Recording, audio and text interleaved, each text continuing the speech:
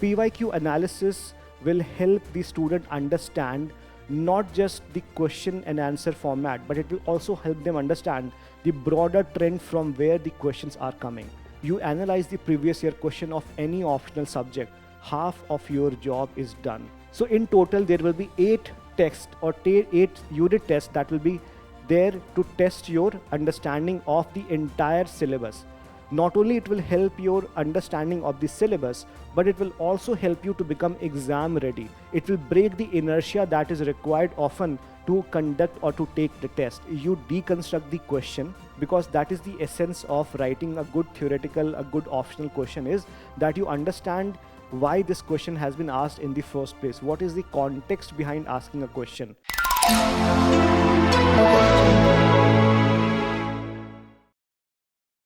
Hi everyone. If you are someone who has taken PSIR as an optional, or you are someone who is deciding or thinking about taking PSIR as an optional, this video is for you. So in this video, we'll talk about what it takes to significantly boost your marks in the PSIR optional.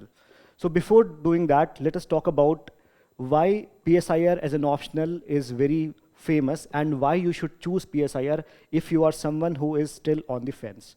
So first thing is that PSIR has huge scoring potential. It is one of these humanities optional where you can easily score 300 and plus marks. Secondly, it has significant overlap with general studies, especially considering GS paper 2. All of the syllabus, like all of the parts, is polity, governance, international relations, all of them are covered via PSIR. Then you have GS paper 1. Within that also you'll study about history, you'll study about Indian society, and you will study about GS paper 3, especially the land reforms part and the political economy part. When it comes to GS paper 4, you'll study about the ideas of thinkers like Plato, Socrates, John Rawls, Mahatma Gandhi, etc. that would significantly give you an edge in the GS4 paper. Also, it has significant overlap in the essay paper, because in the essay paper we know that UPSC is now asking more and more philosophical question, right? Then thirdly, if you look at the success rate that PSIR has, so PSIR has, UPSC released a report in 2021 in which it mentioned that 140 out of 1571 PSIR candidates were successfully recommended by UPSC. So the same trend is also shown recently as well, which means that it continues to be one of the most sought after optional that gets a huge success, right? And most importantly, it is one of the most interesting subject, right? Apart from all these consideration, it is also one of the most interesting subject of all the optional. Why? Because it is highly dynamic in nature. It requires you to have analytical lens, right? And it also helps you in all these ways. Now the problem is, there are certain areas which aspirants face, and we'll talk about some of those challenges.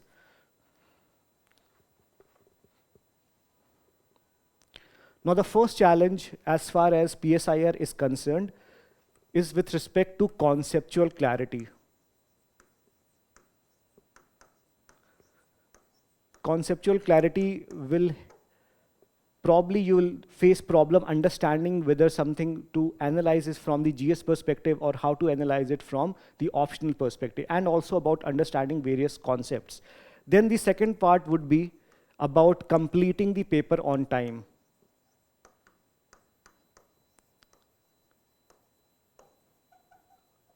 Third would be understanding the demand of the question.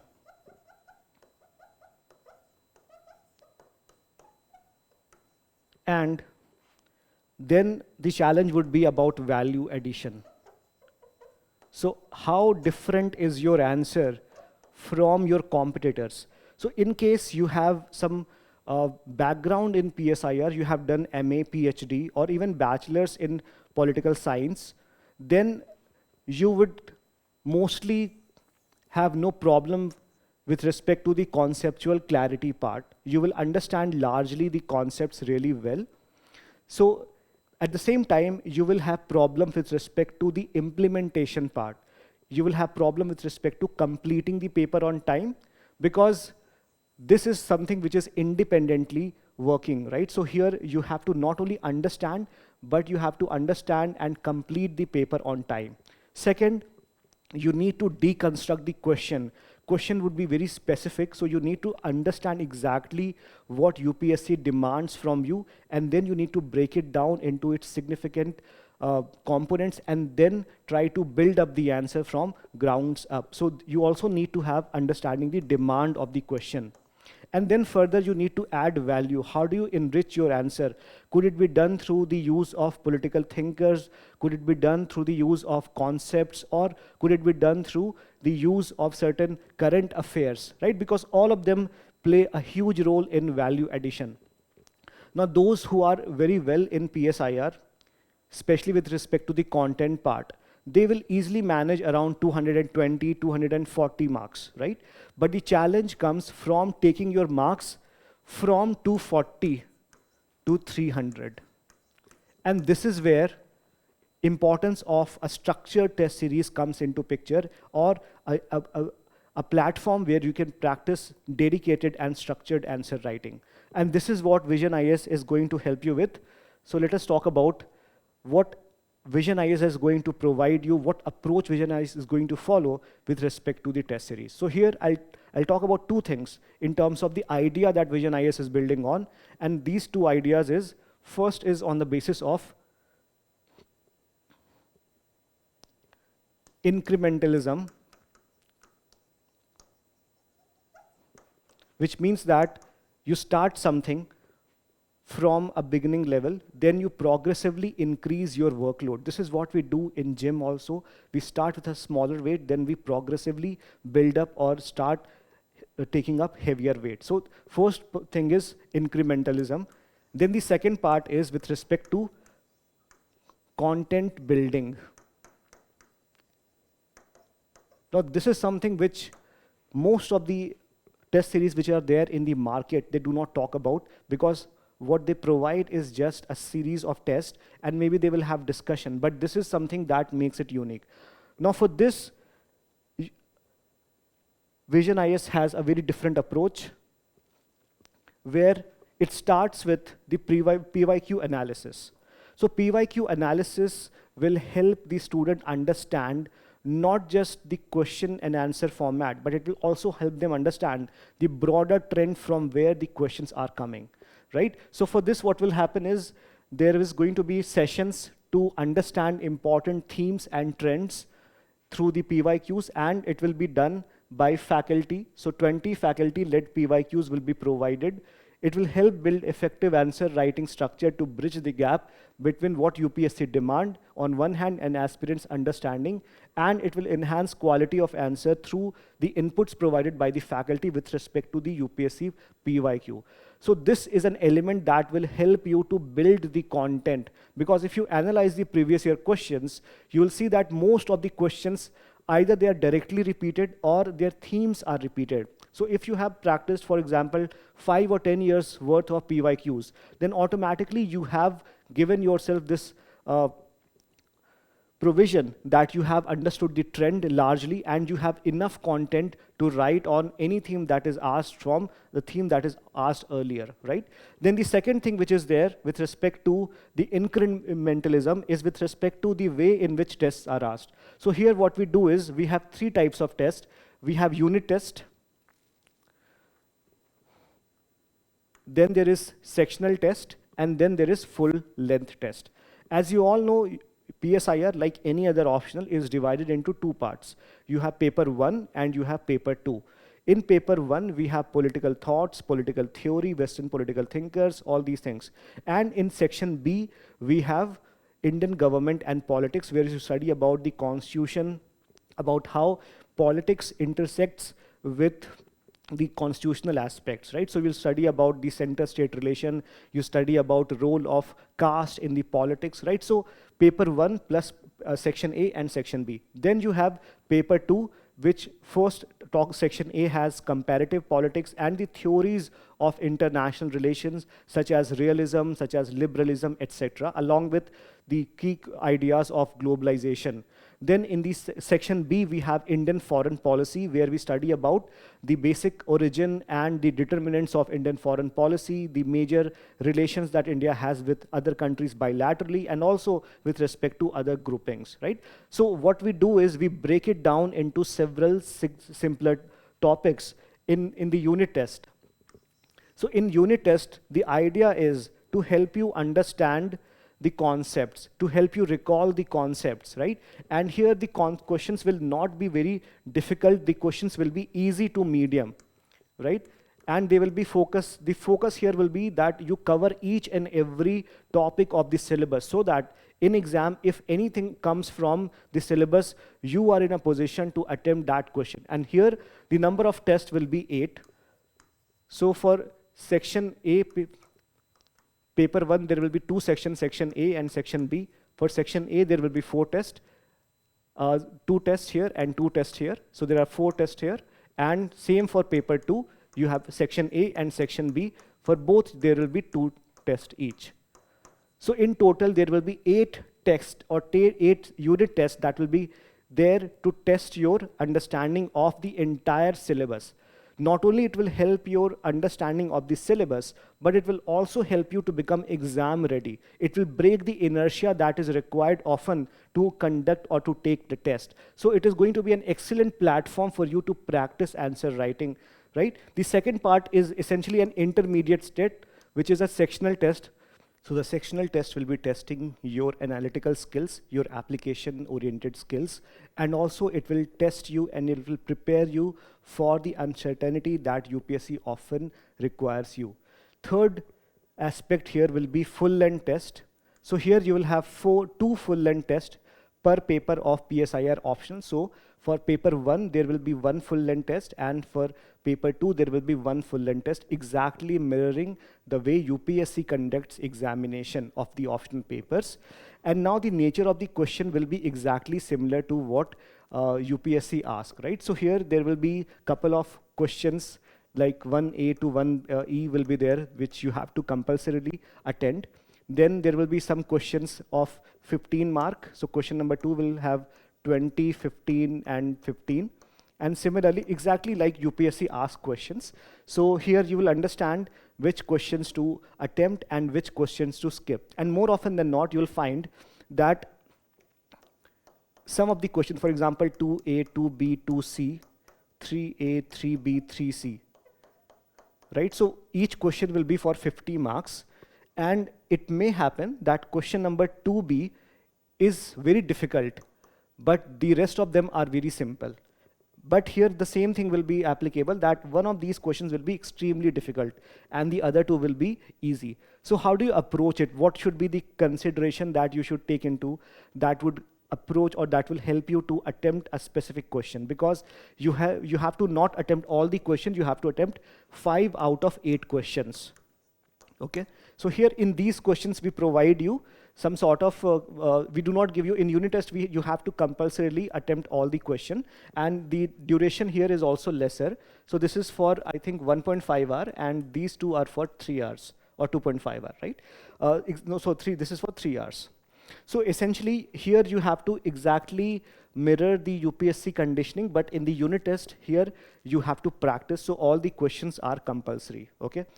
Right, so this will help you to, the full-length test will help you to understand what approach you should take in selecting the optional, because that art is also very important, that on what consideration you are choosing to attempt a particular question. How do you maximize your marks?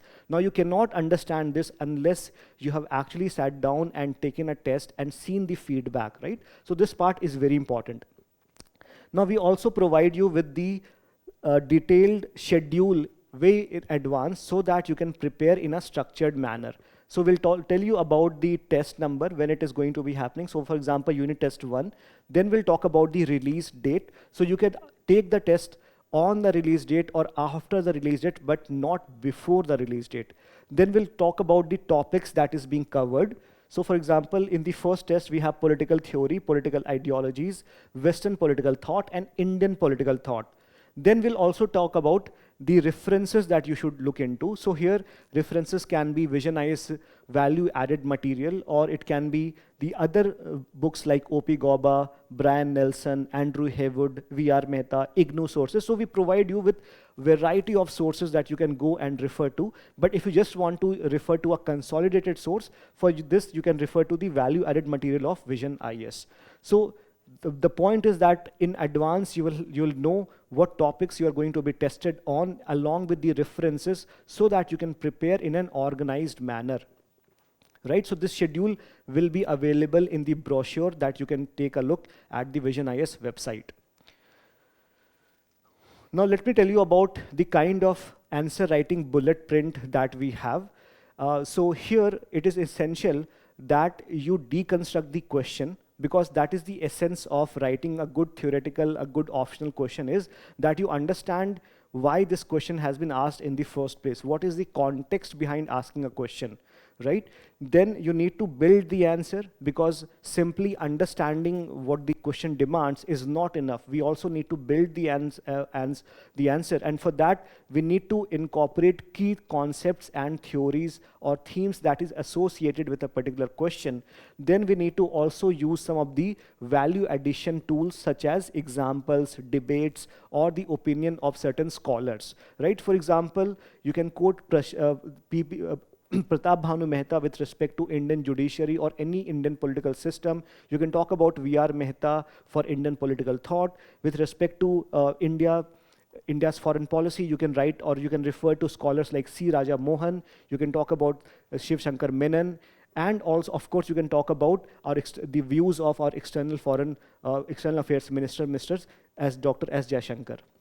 Right? Now, what exactly are the key differentiator that will give you some extra marks, that will fetch you additional 0.5 or 1 marks in every single question? That would be alternative, introduction, thematic conclusion, and linkages of contemporary debate. So this is a highly important part which a lot of students miss out on, because all they think about is completing the paper and understanding the demand of the paper, but what they do not emphasize on is building the question or building the answer comprehensively and using some value addition tools.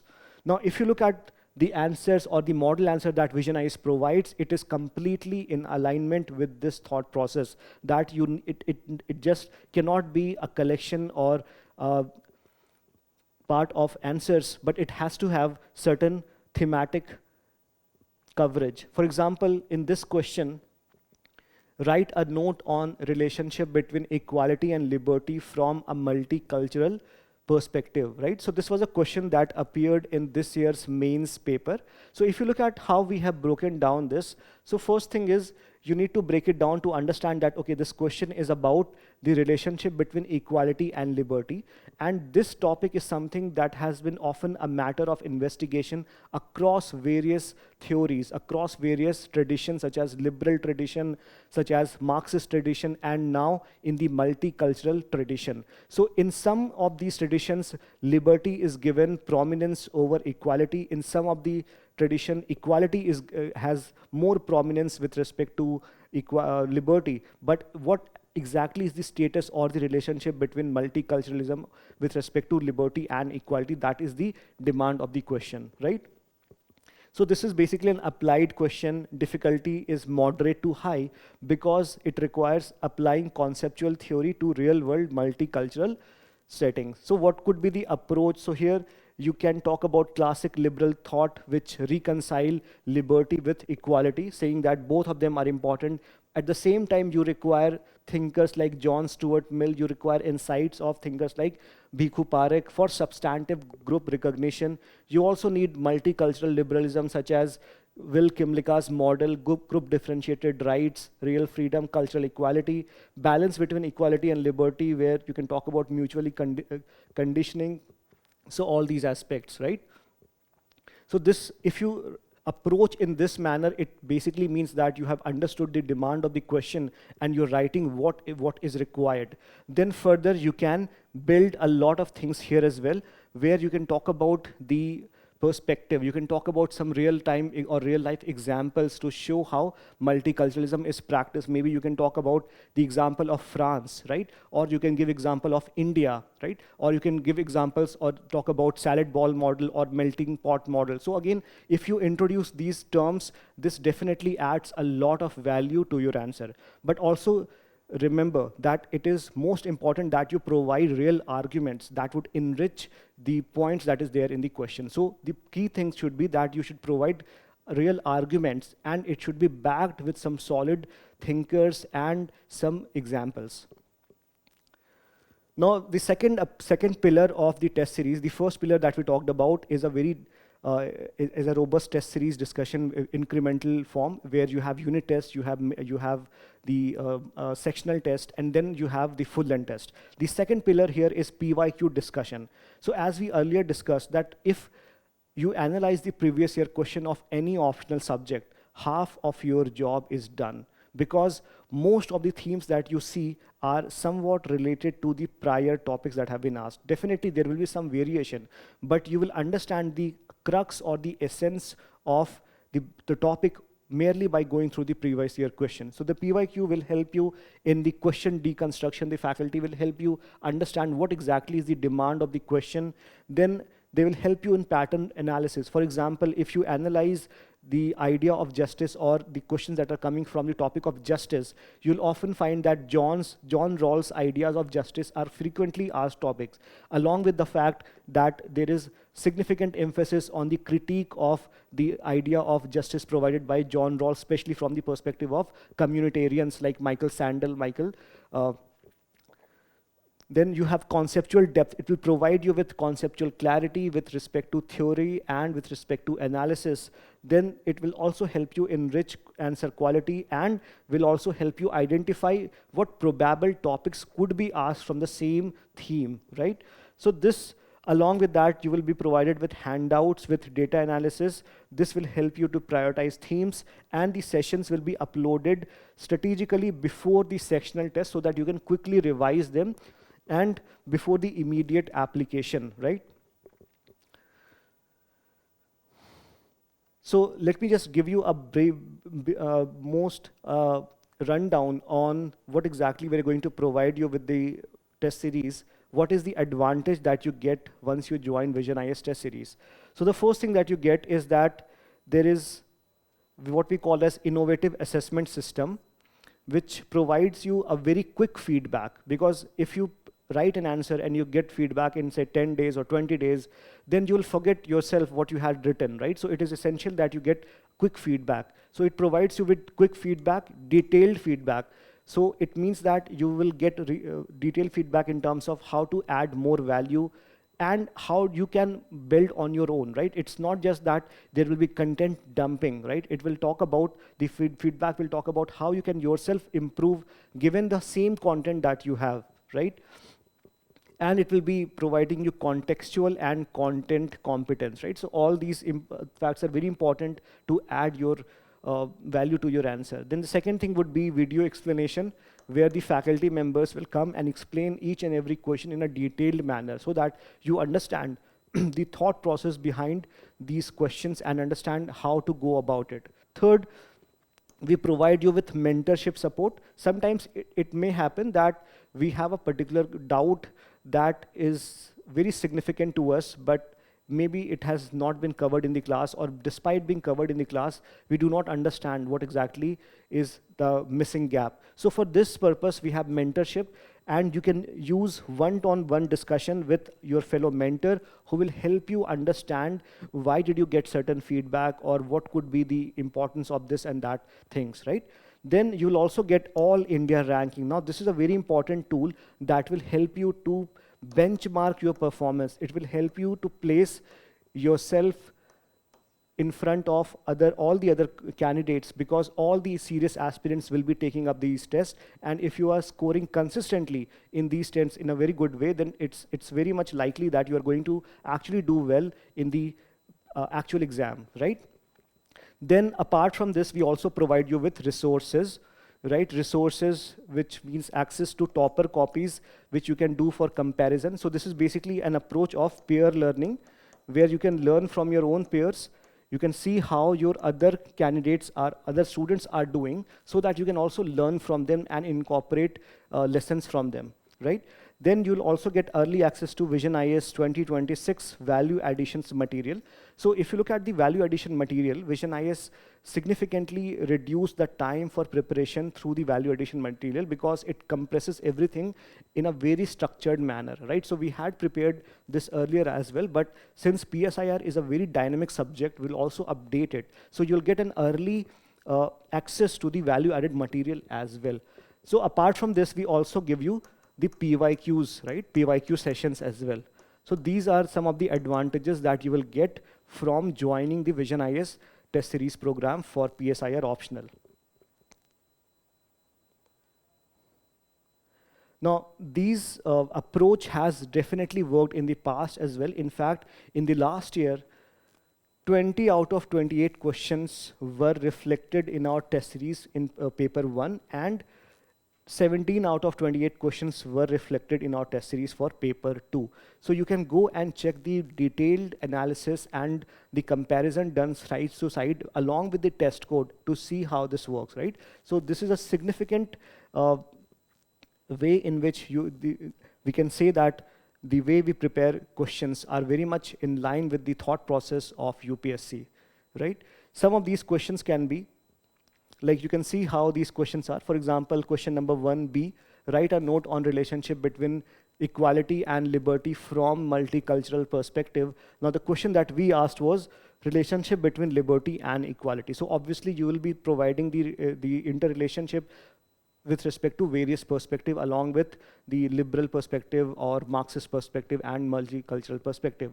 Or question on, say, explain how Rawls used liberal and egalitarian perspective to develop his concept of distributive justice. Now this question was exactly asked in our test series in this form. How does Rawls' difference principle balance the competing claims of liberty and equality, illustrate with contemporary relevance? So if you go through the discussion of any of these test questions, you will automatically understand the core demand and the core ideas provided by these thinkers and the particular thought process, right? So that will definitely help you in writing these answers. The same thing with paper 2 as well. For example, does the non-aligned movement have any future in the wake of India's growing indifference towards it? So this was essentially a critique of the non-aligned movement in India. So we had several questions on this. For example, the NAM today exists more in India's rhetoric than in its strategic calculus. Do you agree? Now this question was exactly what was asked in the mains examination. So we can see that there is significant reflection from the question that was asked in UPSC, actually mains exam, and the test series that we had conducted in the last year. Right? So this is all about from my side. So if you want to significantly jump your marks, if you are someone who has conceptual clarity but not able to get good marks or is stuck between 200 to 250 marks, or even if you are a PhD student or someone who is joining, you are a veteran or you are a beginner, it doesn't matter. I would strongly suggest you to join the test series of VisionIAS. Thank you so much and all the best.